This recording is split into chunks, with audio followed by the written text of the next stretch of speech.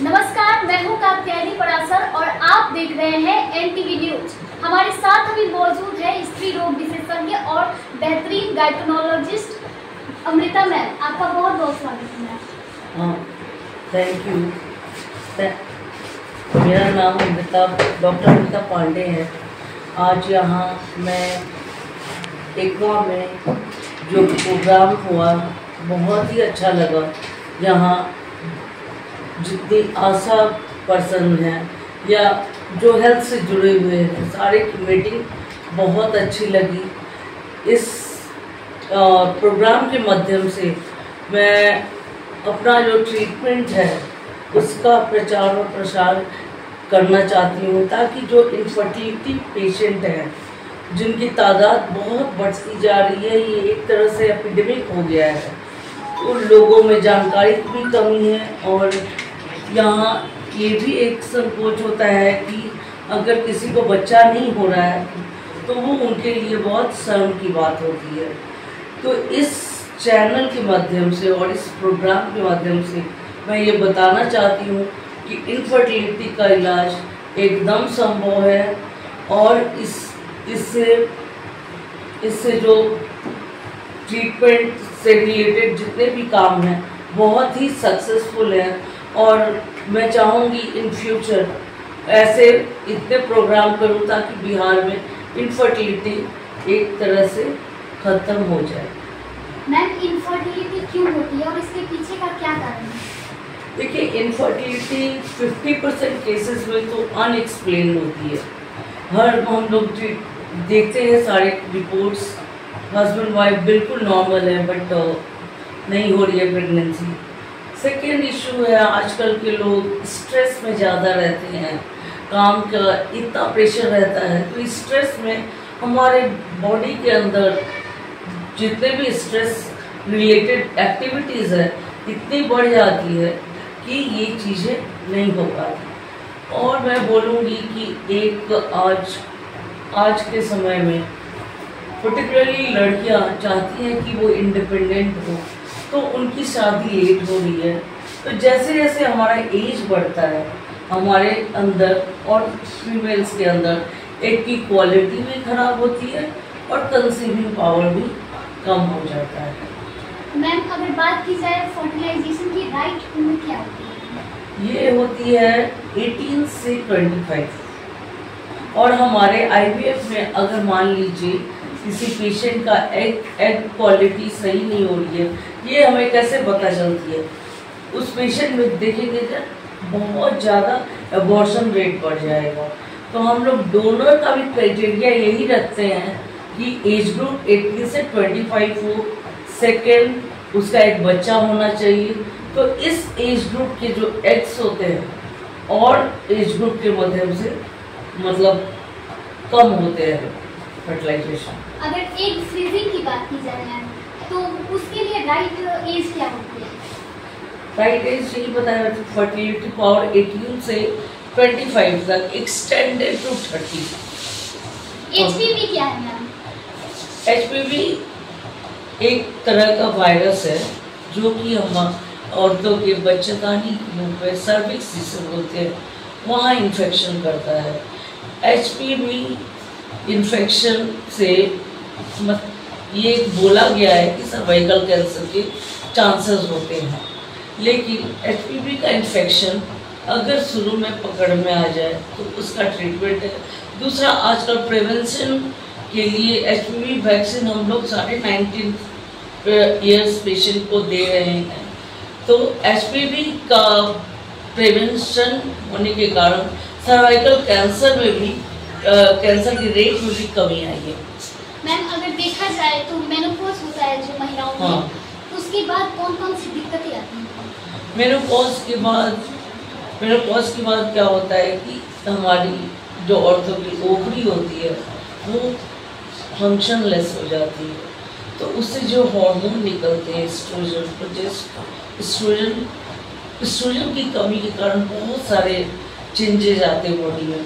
सबसे पहले मैं बताऊंगी उस फीमेल को जो मेनोपॉज के आसपास रहेगी उसका मूड स्विंग्स बहुत ज़्यादा होगा, डिप्रेशन ज़्यादा होगा। Second, vaginal dryness, vaginal hot feeling, hot flushes, and some cases में ये भी देखा गया है कि कार्डियक प्रॉब्लम भी हो जाती है। और एक सबसे इम्पोर्टेंट जो मेनोपॉज में होता है वो होता है ऑस्टियोपोरोसिस। एस्ट्रोजन की कमी के कारण ऑस्टियोपोरोसिस वो बीमारी है जिससे बोन, हमारे शरीर के बोन्स बहुत डेंसिटी उनकी कम हो जाती है, जिसके कारण फ्रैक्चर होने के चांस, थोड़े ट्रॉमा से भी उनके फ्रैक्चर होने के चांस बढ़ जाते हैं। अच्छा, आज का जो कार्यक्रम हुआ था मैम, उसमें मतलब महिलाओं को कितनी उसमें भागीदारी होनी चाहिए और उनको क्या आज समझाया गया? उनको यही समझाया गया है कि गांव में मैंने जो देखा है, पेशेंट नहीं बोलूँगी, ये तो एक ऐसा थिंग है कि मैं जो फील्ड में वो उसमें पेशेंट बीमार होना चाहेगा अगर इसको बोलेंगे तो आज के प्रोग्राम में मैंने यही बताया कि IVF कैसे होता है, इसके क्या प्रोज एंड कॉन्स है। उसके बाद अगर किसी का बच्चा कंसीव नहीं हो रहा है तो उसमें नाना तरह की दिक्कतें जो है उसका भी खुलासा वो इस सब की जानकारी मैंने दी है। मेरे को लगता है कि अगर ये मीटिंग में 20-30-40% भी अगर कामयाब होती है तो इससे इनफर्टिलिटी में थोड़ा इस कमिश्नरी में कम आएगा। तो ये थी हमारे साथ स्त्री रोग विशेषज्ञ अमृता पांडे जी, जिन्होंने बताया कि महिलाओं को किस तरीके से अपने स्वास्थ्य का ख्याल रखना चाहिए। अभी मौजूद हैं पटना एम्स कैंसर विभागाध्यक्ष डॉक्टर जगजीत पांडे जी। तो आज एक कार्यक्रम यहाँ पे आयोजित किया गया था, उसके बारे में क्या कहेंगे सर आप? सबसे पहले आपके चैनल के माध्यम से समस्त सारण कमिश्नरी और आपके चैनल को सुनने वाले सभी बिहारवासियों को दिल से प्रणाम। देखिए, आज जो ये कार्यक्रम रखा गया था समाजसेवी संजीव जी द्वारा, इस कार्यक्रम का उद्देश्य था कि जो गांव-गांव में बांझपन की जो एक समस्या आ रही है, उस बांझपन की समस्या से कैसे, क्या वो समस्या है, उसके क्या कारण हैं, उसके क्या लक्षण हैं, उसके लिए क्या क्या सुविधाएं उपलब्ध हैं।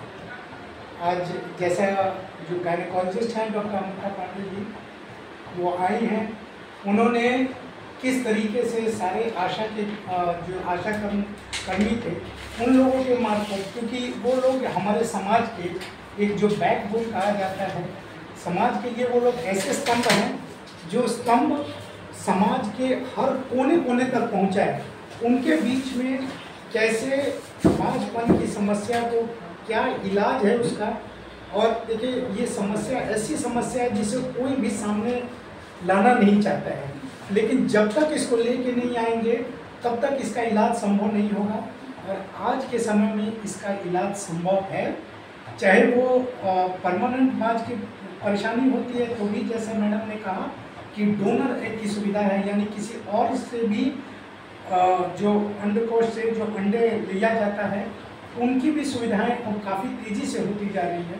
सो अब ये ऐसा लगता है जैसे जो हम लोग आज से 10-15 साल पहले भी हम लोग इस बात को समझते थे कि इनफर्टिलिटी एक कर्स है, यानी एक समाज में जिसके घर में होता था उस घर को कहा जाता था कि अब ये निसंतानी घर है।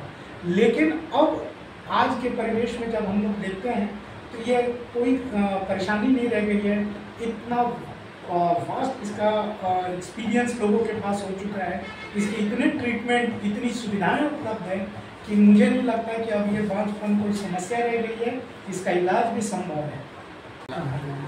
यहाँ पर जितने महिलाएं थी, जितने पुरुष थे, इन लोगों के अंदर एक गजब का उत्साह था, गजब का अंदर एक खुशी था। Amrita ma'am, doctor Amrita ma'am जिस तरीके से समझा रहे थे महिलाओं में कम एक शांति से डॉक्टर अमृता मैम का शब्द को सुन रहे थे और सुनकर अंदर से अपने आप को खुशी महसूस कर रही थी। जो खुशी उनकी अंदर से दिखाई दिया, वास्तव में ये एक परिणाम में बदलेगा सारण के लिए। जो अमृता मैम ने एक मुहिम लेकर के महिलाओं के बीच में आई है, ये महिलाओं के स्वास्थ्य को लेकर जो बांझपन से संबंधित है, जो अभी निसंतान से संबंधित पट्टीदार गांव के मोहल्ले के लोग उस घर के बारे में बोलते हैं, ये घर निसंतानी है, ये बांझपन से पीड़ित है, ये बांझ है, इनका कोई बाल बच्चा तक नहीं है। तो ऐसा सब सुनकर महिलाओं को बहुत अंदर से तकलीफ पहुंचता होगा। लेकिन आज का जो मुहिम था, आज का जो कार्यक्रम था, उसमें डॉक्टर अमृता मैम ने बहुत अच्छे तरीका से अपने शब्द से महिलाओं को संतुष्ट की हुई है और महिलाओं के अंदर बहुत एक उत्साह का वातावरण भी था। हम लोगों को देखकर अंदर से बहुत खुशी हुआ। इस तरीका का कार्यक्रम डॉक्टर अमृता पांडे ने चलाई है, इसके लिए डॉक्टर अमृता पांडे को बहुत बहुत धन्यवाद। ऐसा कार्यक्रम बराबर चलता रहे, हम लोग यही डॉक्टर अमृता मैम से आग्रह करेंगे। धन्यवाद। सबसे पहले तो आपका स्वागत है। धन्यवाद। आपके चैनल से जो भी लोग देख रहे हैं उन सबको मेरा नमस्कार। सर, आज का जो कार्यक्रम है उसके बारे में कुछ बताइए सर। आज का कार्यक्रम कराने का मेन उद्देश्य ये था, एक तो सबसे पहले बताना चाहेंगे हम आपको आपके चैनल के माध्यम से सभी लोगों को कि बहुत सौभाग्य की बात है कि डॉक्टर अमृता पांडे मैम आज एकमा में आई और काफ़ी आशा कार्यकर्ता, काफ़ी महिलाएं थीं। कुछ लोगों को प्रॉब्लम थी पहले से, तो उन्होंने मैडम से सलाह लिया और मैडम ने उनको दिशा निर्देश दिया कि आगे चल के उनको क्या करना है। ये कराने का उद्देश्य मात्र मेरा यही है कि मैं इस लाइन से जुड़ा हुआ हूँ, तो मैं कई जगह जाता हूँ तो कई घरों में बच्चे ना होने की वजह से वहाँ की महिलाओं को काफ़ी सुनना पड़ता है, अपने परिवार के मेंबर से, अपने ससुराल के मेंबर से, रिलेटिव से। तो ये एक गंभीर विषय है और आजकल ये चीज़ें बहुत ज़्यादा नज़र आ रही हैं। पहले के समय में ऐसा कुछ नहीं था, लेकिन अब ये चीज़ें दिन पर दिन बढ़ती जा रही हैं। तो मेरा उद्देश्य यही है कि हर घर में फूल खिले, हर घर में खुशियाँ आएँ। और ये प्रोग्राम मैं आने वाले समय में और भी जगह करवाऊँगा। अपना माजी विधानसभा हुआ, गरखा हुआ, एकमा में अभी हुआ, एकमा में और भी जगह आयोजित होगा। कल एक हमारे मित्र हैं, वो बोल रहे थे कि चैनपुर साइड में संजीवनी हम करवाएंगे डॉक्टर साहब से समय लेके, मैम से समय लेके। तो मेरा उद्देश्य बस इतना ही है कि हर परिवार खुशहाल रहे। और मैम और सर का बहुत बहुत धन्यवाद कि इतना कीमती समय निकाल के मैम और सर यहाँ पे आए। इसके लिए हम अपने हृदय से मैम और सर को धन्यवाद देते हैं।